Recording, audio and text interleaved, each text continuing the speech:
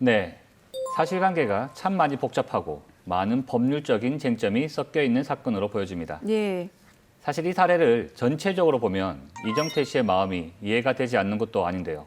다만 아무리 개인적인 사정이 있다고 하더라도 이정태 씨의 행위가 정당화될 수는 없겠죠. 예. 우선 이정태 씨가 친구인 허진욱 씨 명의의 여권을 사용해서 해외로 출국을 한 행위와 관련해서는 여권법 위반 및 출입국 관리법 위반으로 처벌이 될 수 있는 사안으로 보여집니다. 네, 자 이정태 씨가 여권법 위반 및 출입국 관리법 위반을 했다. 자 이게 어떤 내용인지 궁금한데 좀 자세히 설명을 들어볼 수 있을까요?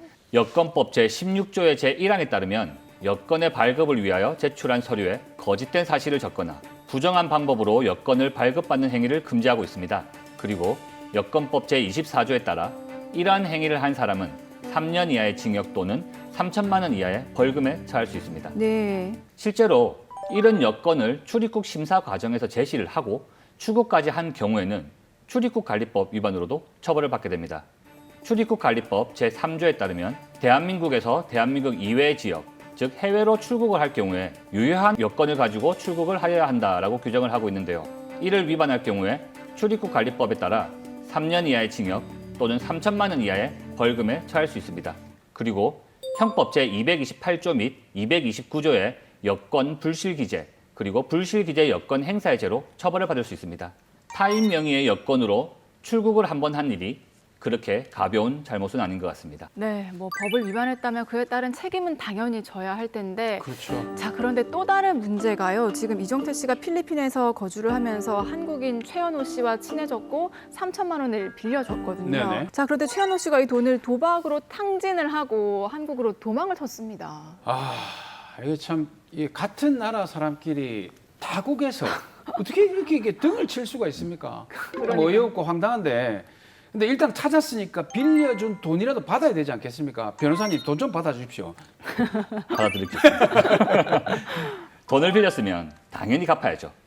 그것도 외국에서 의지할 곳을 찾기 힘든 상황에서 자국민들끼리는 서로 의지를 하면서 지내야 하는데 이 사건을 보면서 참 마음이 좋지가 않았습니다. 그러게요. 최은호 씨는 정사정이 여의치 않다면 이정태 씨에게 사정을 구하고 변제의 의지라도 보여야 하는데 오히려 변제할 책임이 없다고 당당하게 주장을 하고 있습니다. 최은호 씨가 저렇게 당당하게 나오는 이유는 최은호 씨가 어느 정도 법을 알고 있기 때문인 것으로 보여집니다. 법을 알고 있다면은 갚아야 한다는 사실도 알고 있을 텐데. 그렇죠. 그렇지 않습니까?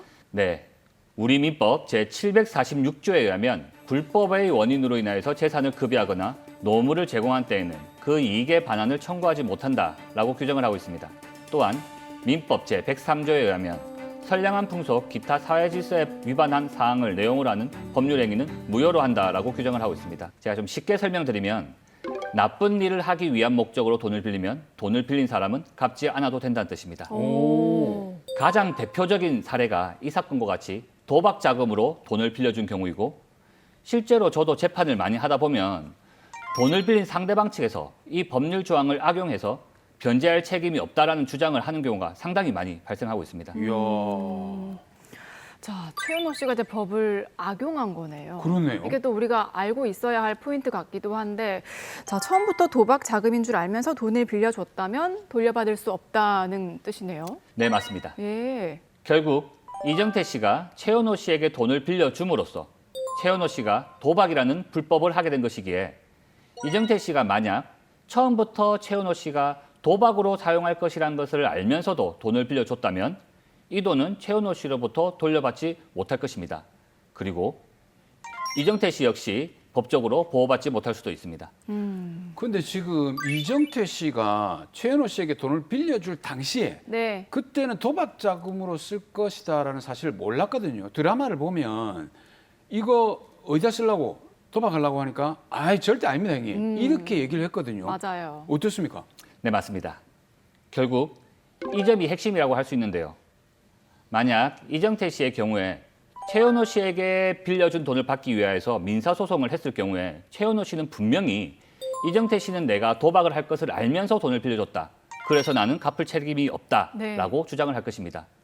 그러나 증거재판주의에 따라서 최은호 씨는 먼저 자신이 이 돈을 도박으로 사용했다.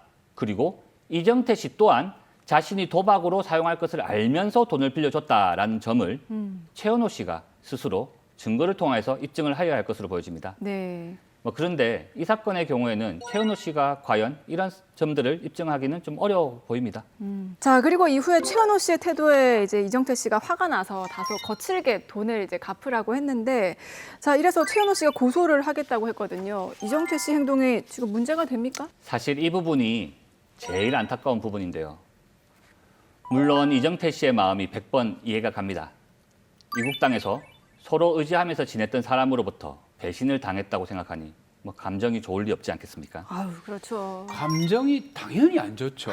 무지무지 안 좋습니다. 그 지금 최은호 씨가 태도를 한번 보시면 돈 갚아라니까 돈 없다, 못 갚는다.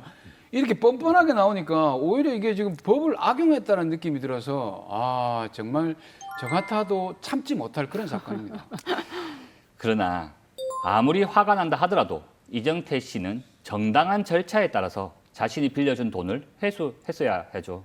채권의 공정한 추심에 관한 법률 제9조에 따르면 돈을 받아야 하는 채권 추심자는 채권을 추심함에 있어서 하지 말아야 하는 금지 행위들을 규정하고 있습니다.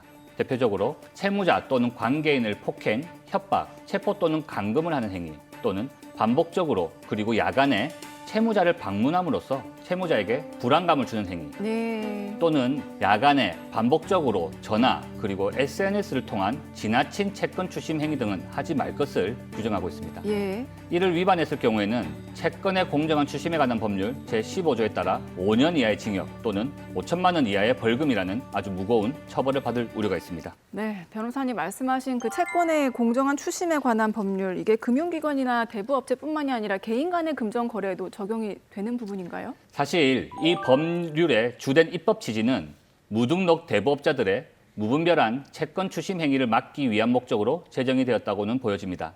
다만 해당 법률상 금융기관 및 대부업체뿐만이 아니라 채권을 추심하려고 하는 모든 사람들을 규정하고 있습니다. 네.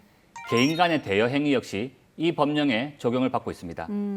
채권의 공정한 추심에 관한 법률 제2조 제1항 제 남목에 따르면 금전 대여 채권자 또한 이 법령이 적용된다고 명시적으로 규정하고 있습니다. 네. 자, 그럼 그렇게 해서 본다면 이 드라마 사례 이정태 씨 경우는 어떻습니까? 제가 봤을 때는 아마도 채권 추심법상의 협박으로 보여질 가능성이 매우 높습니다. 여기서 협박이라는 것은 상대방에게 공포심을 일으킬 정도의 해악의 고지를 의미하는 것으로서 실질적으로 최은호 씨가 공포심을 느끼지 못하였다고 하더라도 공포심을 일으킬 정도의 해악의 고지로 인정이 된다면 협박으로 보여질 가능성이 매우 높습니다. 안타깝게도 이미 이정태 씨는 자신의 언동을 통하여서 최은호 씨에게 협박을 한 것으로 볼 수밖에 없습니다. 이미 엎질러진 물과 같은 다시 돌이킬 수 없는 그런 상황인 거죠. 만약 이정태 씨가 이 일로 인하여서 또다시 재판을 받아야 할 상황이 생긴다면 이 사례에서 나타난 이정태 씨의 사정들, 즉 이정태 씨 역시 최은호 씨로 인하여서 너무나도 많은 네. 힘든 상황을 겪었다는 점, 예. 그리고 이정태 씨는 순간적으로 감정을 참지 못하여서 우발적으로 이 행위를 했다라는 점, 예. 즉 계획적이고 의도적인 행위가 아니라는 점들을 판사님께 잘 부각시켜서 최대한의 선처를 받는 게 가장 좋아 보입니다. 네. 네, 이 사건 마지막으로 정리를 해보겠습니다. 자, 김규범 변호사님, 마지막으로 이정태 씨에게 한마디 더 해주시죠. 이정태 씨의 사례를 보면 사실 조금은 안타까운 마음이 드는 것은 사실입니다. 다만 본인의 잘못, 특히 타인 명의의 여건을 이용한 행위는 그 어떠한 이유에서도 정당화될 수 없는 아주 중대한 범죄이니 다시는 같은 잘못을 저지르지 말아야 합니다.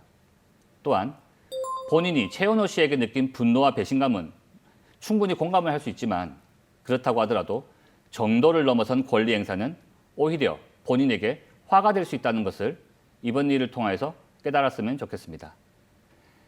금전 피해를 입은 상황에서 이를 해결하기 위해서는 법률 전문가의 자문을 꼭 받으시길 추천드립니다.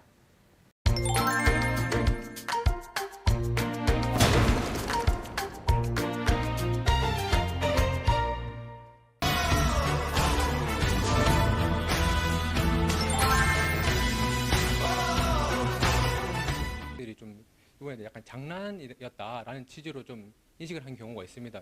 저희가 영상을 보여주면서 형사처벌이 이루어질 수 있다라고 했을 때 굉장히 놀라는 모습을 좀 많이 보여주고 있습니다. 딥페이크 범죄 피해를 당했을 경우 어떻게 인터뷰한 전문가들이 공통적으로 말하는 게 있었습니다. 바로 종교가 아니라 범죄에 초점을 맞춰야 한다는 거였어요. 사이비 종교에 대해서 특정해서 법률에서 정해버리면 사실 이제 종교의 자유에 대한 침해 여지가 분명히 발생할 여지가 있습니다. 따라서 종교 자체에 대한 규제보다는 그 사이비 종교의 범죄 행위를 유형화해서 하지 못하도록 제재 규정을 두는 것이 바람직하다고 할 것입니다. 이 문제를 잘 다루기 위해서는 위장 포교,